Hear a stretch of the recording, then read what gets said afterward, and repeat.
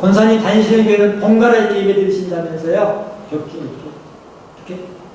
네, 그러니까 본교회 다니실 때는 가시고 본교회 못 가실 때는 여기 오셔도 돼요. 아무 때나 편안하게 본교회 다니시고 어디 못 가시는 환경 되시면 여기 오셔서 우리 윤지사님들 오시니까 편안하게. 요즘 아이들이 학교를 이렇게 가지 않고 이렇게 온라인 컴퓨터 켜놓고 수업을 하잖아요. 그래서 저희 늦둥이 막내가 초등학교 다니는데 그 아이도 이제 온라인 수업을 하는데 지난주에 보니까 과학 시간에 강낭콩 키우기라는 이렇게 수업을 하더라고요. 그래서 강낭콩을 이렇게 씨를 물에 불려서 작은 화분에 이렇게 넣어가지고 키우고 이렇게 커가지고 싹 나가서 커가지고 열매 맺는 걸 이렇게 다 관찰해서 이렇게 적고 이렇게 하는 거. 그래서 예전에 우리 큰애, 대학 다니는 큰애 또 중학교 다니는 둘째로 저걸 했던 기억이 나요. 그래서 아이들이 이렇게 시간이 오래 지났는데도 초등학교 때 저거 다 하는구나. 그래서 선생님들이 볼 때는 저 식물 키우는 게 아주 중요한 그런 내용이다 보니까 이렇게 해가 가도 교과 내용이 바뀌지 않고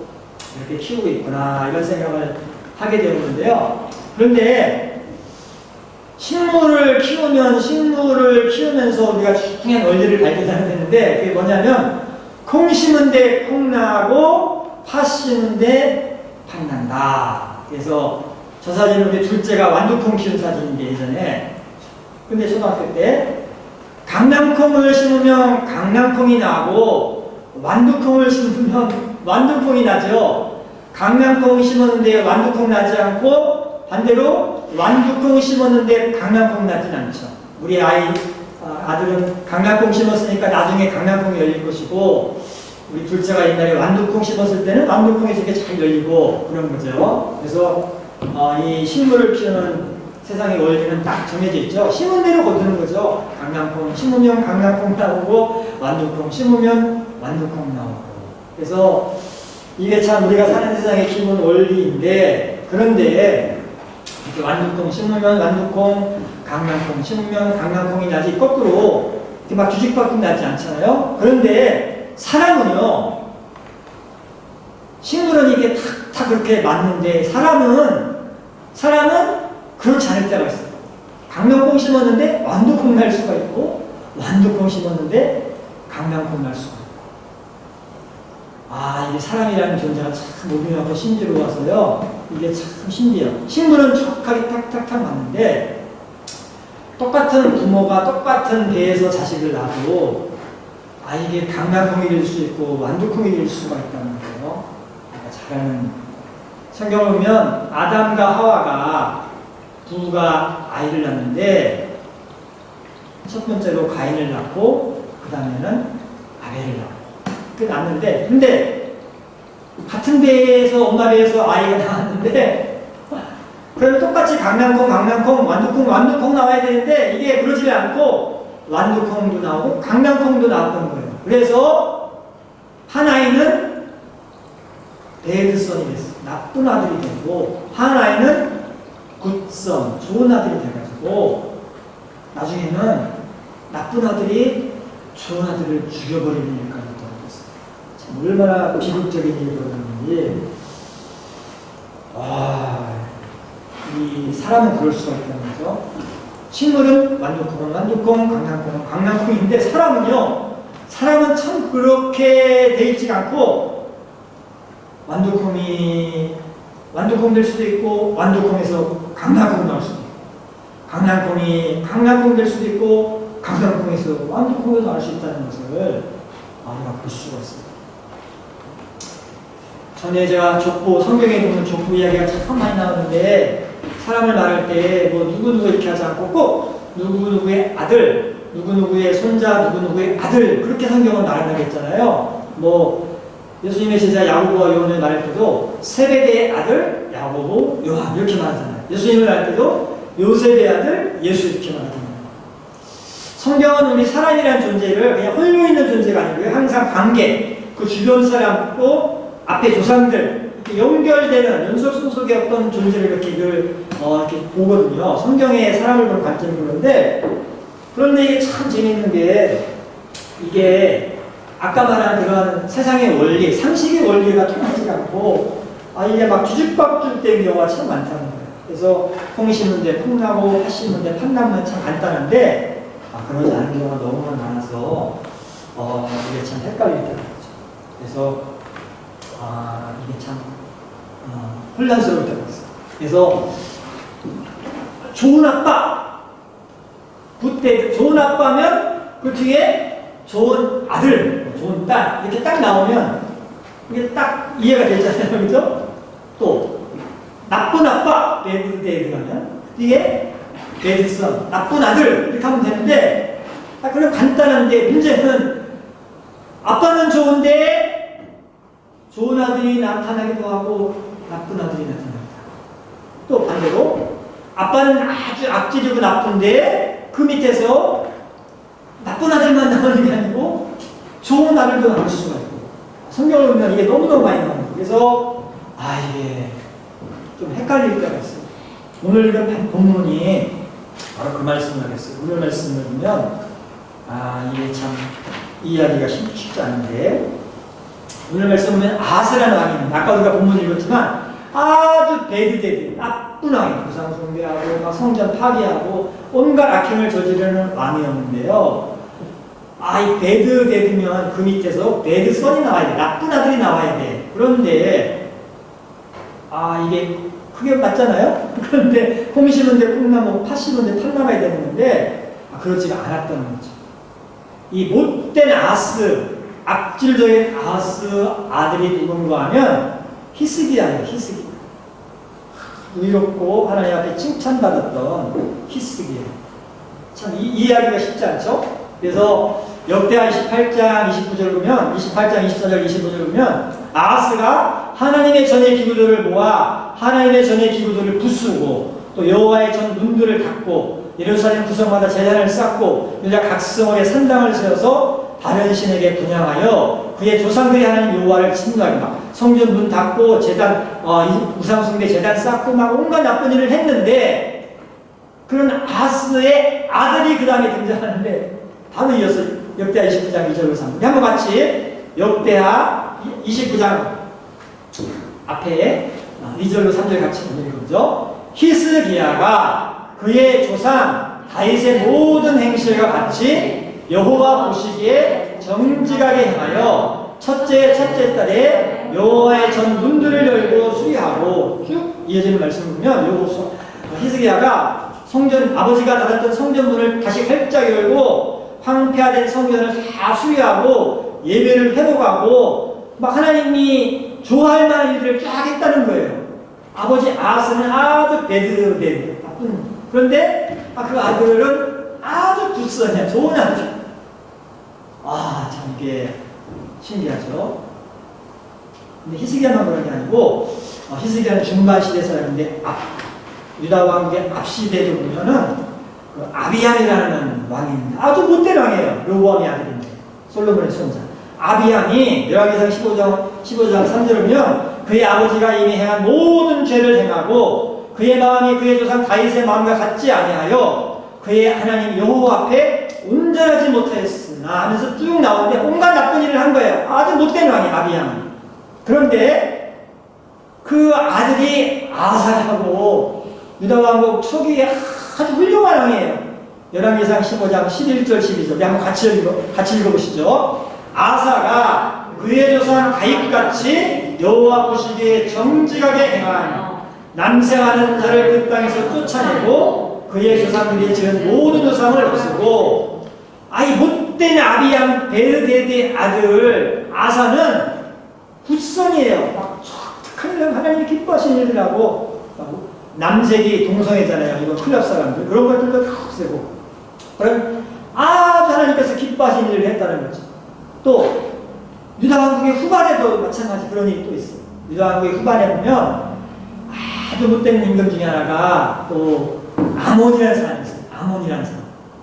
아버지가 므낫세인데 못된 왕의 대표자인데 그 아들이 아버지 못된 거 본받아가지고 더 못되게 이렇게 살았던 아몬이라는 사람이 있는데 역대하 33장 22절 23절 보면 그의 아버지 므낫세의 행함같이 여호와 보시기에 악을 행하여 아몬이 그의 아버지 므낫세가 만든 아르색의 모든 우상에게 제사하여 섬겼으며 이 아몬이 그의 아버지 므낫세가 스스로 겸손한 같이 여호와 앞에서 스스로 겸손하지 아니하고 더욱 범죄하더니 므낫세는 죄를 많이 짓다가 나라가 망해서 포로로 끌려갔다가 회개하고 돌아온 일이 있거든요. 못됐어도 그렇게 회개를 좀 할 수가 있었던 사람인데 아몬은 회개도 안 했다는 거예요. 끝까지 처음부터 끝까지 못되게 살았던 아주 배드데드 나쁜 아빠였는데 그런데 또 신기하게 그 배드데드 아주 악질 나쁜 아빠 밑에서 요시야 왕이 나옵니다. 요시야.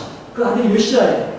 역대하 34장 1절로 2절 우리 한번 같이 한번 읽어보겠습니다. 요시야가 왕이 오를 때에 나이가 8세라 예루살렘에서 31년 동안 다스리며 여호와 보시기에 정직하게 행하여 그의 조상 다윗의 길로 걸으며 좌우로 치우치지 아니하고.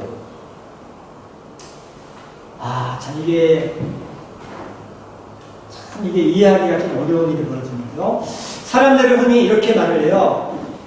내가 표현한 학문의 세계에서는 어떤 사람이 이렇게 생기는 것, 어떤 사람이 어떻게 살아가는 것은 어떤 사람들은 첫 번째는 이렇게 주장해요. 선천적인 유전자, 부모의 유전자로 그렇게 된다.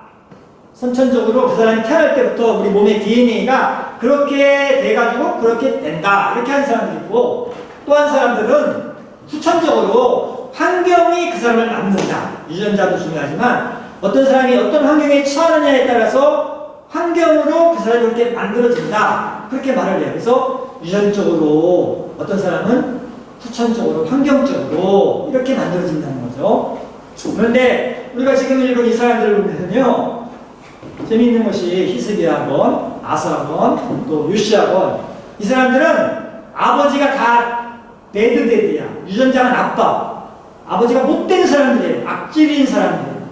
그리고 그 사람들이 자라던 시절이 우상숭배가 팽배하고 죄가 그냥 꽉 찬 시대를 살았어요. 그러니까 히스기야건, 아사건, 요시야건 유전자도 안 좋고 선천적인 유전자 DNA도 안 좋고 후천적인 환경도 죄가 꽉 찬 악한 세상이고 그러니까 선천적으로도 안 좋고 후천적으로도 안 좋은 거야. 그러니까 이건 결론은 정해져 있는 거죠. 그러면 둘 중에 하나만 나빠도 나빠진다고 하는데 그러면 DNA도 안 좋고 환경도 안 좋고 배드의 환경이에요.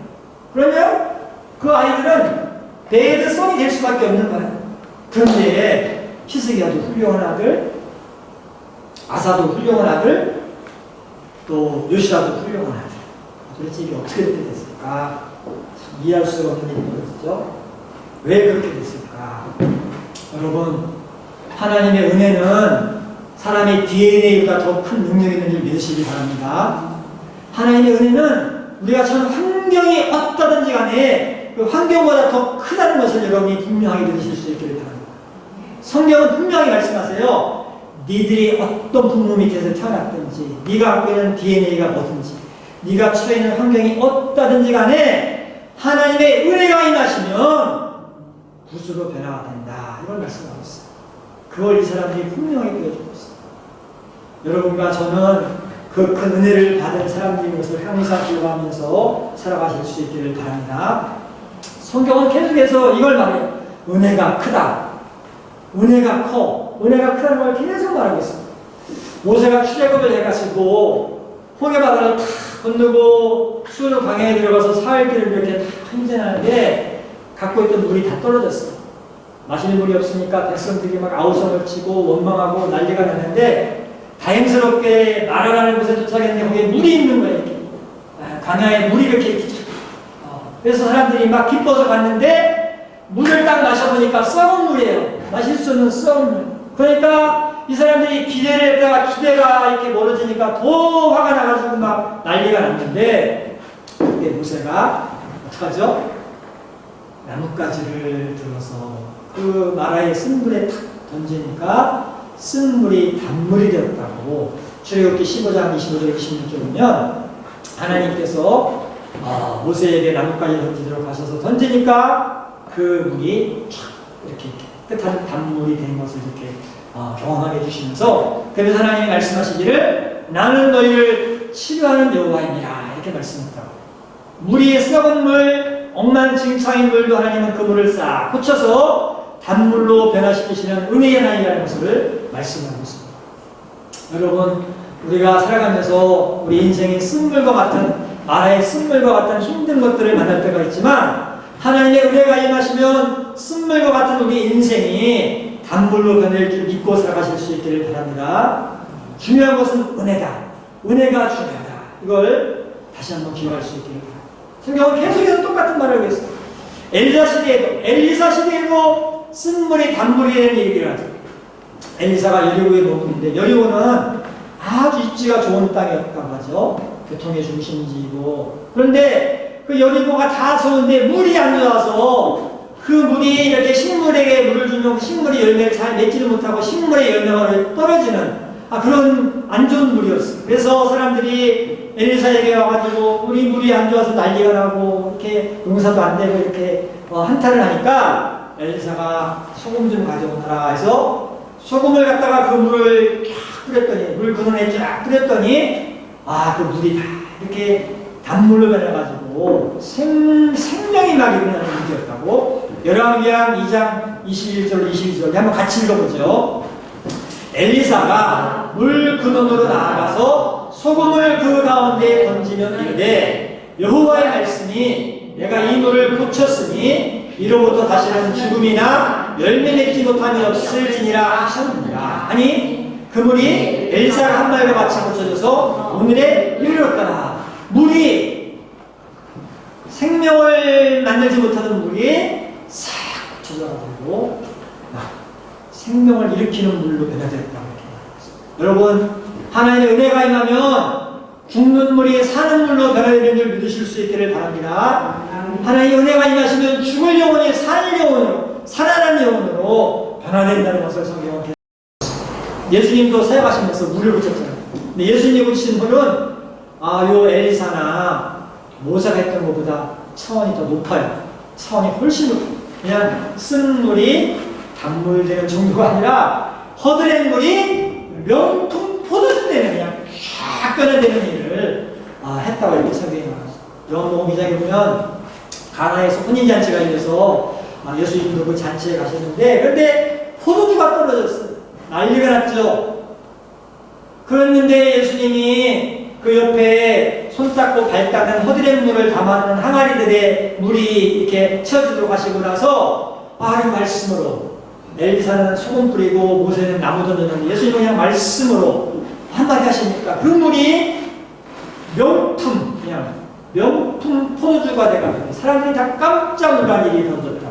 요한복음 2장 9절 10절 보면 그 사람들이 깜짝 놀라가지고 연회장은 다른 사람들은 나쁜 포도주는 냈고 취한 다음에 좋은 거 이렇게 내지 않는데 당신은 거꾸로 했다고 이렇게 칭찬하는 일이 이렇게 벌어졌다고 말하고 있어요.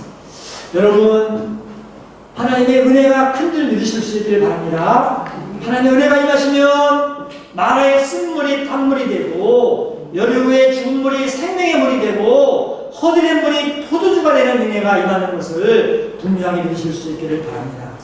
우리 인생이 마라의 쓴물과 같고 여리고의 죽은 물과 같고 또 가나의 허드렛 물과 같이 보잘것없는 그러한 인생일지라도 하나님의 은혜가 임하시면 단물이 되고 생명수가 되고 명품 포도주가 된다는 것을 분명히 믿으시면서 여러분이 은혜를 선호하고 살아가는 그런 분들이 다 되실 수 있기를 바랍니다. 지금 캐나다에 간 주영이 주승이 주몽이 형제가 우리 교회 다닐 때 그 아이들이 그 집이 베트남에서 살다가 우리 교회 왔잖아요. 그래서 몇 년 여기 다니다가 이제 캐나다 갔는데 그 집 식구들이 저기 수지에 풍덕천 통에 진산마을 참석 예면에 살았어요. 그래서 그 아파트들이 바로 옆에 수지 롯데마트가 있었거든요. 그래서 주영이 주승이 주몽이가 예배드리고 오면 목사님 우리 아파트 바로 옆에 롯데마트 있어서 너무 좋아요 맨날 그랬는데 그런데 제가 몇 주 전에 차 타고 그 앞에 이렇게 지나가는데 풍덕천을 지나가는데 롯데마트를 부시고 있는 거예요. 다 부시고 있어 대체.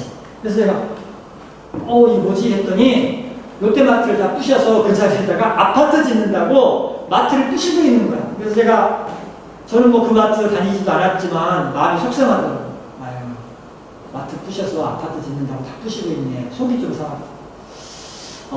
이번 저는 자료를 보니까 코로나가 이렇게 탁 겹치면서 이렇게 유통에도 많은 변화가 있는데 쿠팡이라고 이렇게 온라인 배달하는 업체 있잖아요.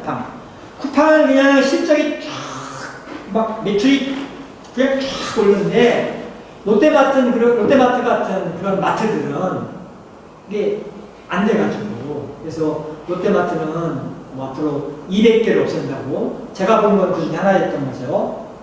우리가 사는 세상이 얼마나 이렇게 변화가 무쌍한지 정말로 정말 세상이 너무너무 빨리 변하는 것을 느끼는데 그런데 그렇게 되면 그 200개 마트에서 일하던 분들은 다 어떻게 되는 거예요?